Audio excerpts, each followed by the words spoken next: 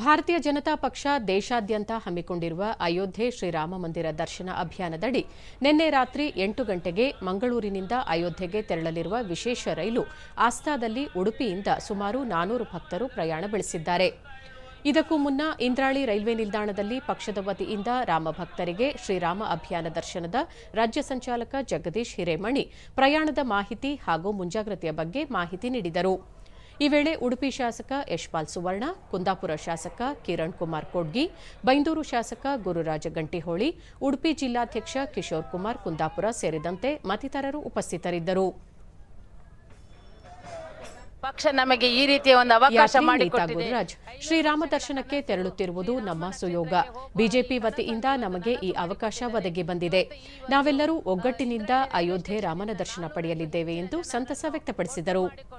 ಪಕ್ಷ ನಮಗೆ ಅವಕಾಶ ಮಾಡಿಕೊಟ್ಟದ್ರಿಂದ ನಾವು ಇವತ್ತು ಆ ರಾಮನ ದರ್ಶನ ಮಾಡಲು ಅಯೋಧ್ಯೆಗೆ ನಾವೆಲ್ಲರೂ ಒಗ್ಗಟ್ಟಾಗಿ ಹೋಗ್ತಾ ಇದ್ದೇವೆ.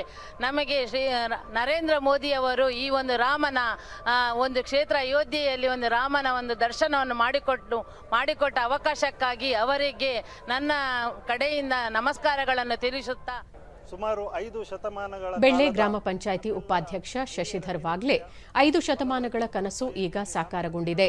ರಾಮನ ದರ್ಶನ ಪಡೆಯಲು ನಾವೆಲ್ಲರೂ ಕಾತುರರಾಗಿದ್ದೇವೆ. ಇದೊಂದು ರೋಮಾಂಚನಕಾರಿ ಅನುಭವ ನೀಡುತ್ತಿದೆ ಎಂದು ಹೇಳಿದರು. ಒಂದು ರೋಮಾಂಚನವಾದಂತಹ ಅನುಭವ ಆಗ್ತಾ ಉಂಟು. ನಾವು ಯಾವಾಗ ಅಲ್ಲಿ ತಲುಪಿ ರಾಮನ ದರ್ಶನ ಮಾಡುತ್ತೇವೆ ಎನ್ನುವಂಥದ್ದು ನಮಗೆ ಒಂದು ನಿರೀಕ್ಷೆಯಲ್ಲಿದ್ದೇವೆ. ನಮ್ಮ ಹಿರಿಯರು ಈ ರಾಮ ಮಂದಿರ ನಿರ್ಮಾಣಕ್ಕಾಗಿ ಬಲಿದಾನಗೈದಂತಹ ಎಲ್ಲರನ್ನು ಈ ಕಾಲದಲ್ಲಿ ಸ್ಮರಿಸುವಂತಹ ಅವಶ್ಯಕತೆ ಇದೆ. ದಕ್ಷಿಣ ಕನ್ನಡ, ಉಡುಪಿ ಜಿಲ್ಲೆ ಮತ್ತು ಕಾರವಾರದ ವಿಭಾಗ ಸಂಚಾಲಕ ಶ್ರೀನಿಧಿ ಹೆಗ್ಡೆ ಕೇಂದ್ರ ಸರ್ಕಾರ, ಪ್ರಧಾನಿ ನರೇಂದ್ರ ಮೋದಿ ಹಾಗೂ ರೈಲ್ವೆ ಇಲಾಖೆಗೆ ಧನ್ಯವಾದ ತಿಳಿಸುವುದಾಗಿ ಹೇಳಿದರು. ಅಯೋಧ್ಯೆ ರಾಮನ ದರ್ಶನಕ್ಕೆ ಎಲ್ಲಾ ಅಗತ್ಯ ವ್ಯವಸ್ಥೆ ಕಲ್ಪಿಸಲಾಗಿದೆ ಎಂದರು. 8ನೇ ತಾರೀಕಿಗೆ ಬೆಳಿಗ್ಗೆ ನಾವು ಅಯೋಧ್ಯೆ ತಲುಪ್ತೀವಿ. 24 ಗಂಟೆಗಳ ಕಾಲ ಅಯೋಧ್ಯೆಯಲ್ಲೇ ನಾವಿದ್ದೀವಿ. ನಮಗೆಲ್ಲ ವ್ಯವಸ್ಥೆಯನ್ನು ಕೂಡ ಮಾಡಿದ್ದಾರೆ. ದೇವರ ದರ್ಶನವನ್ನು ಮಾಡಿ ಪ್ರಸಾದವನ್ನು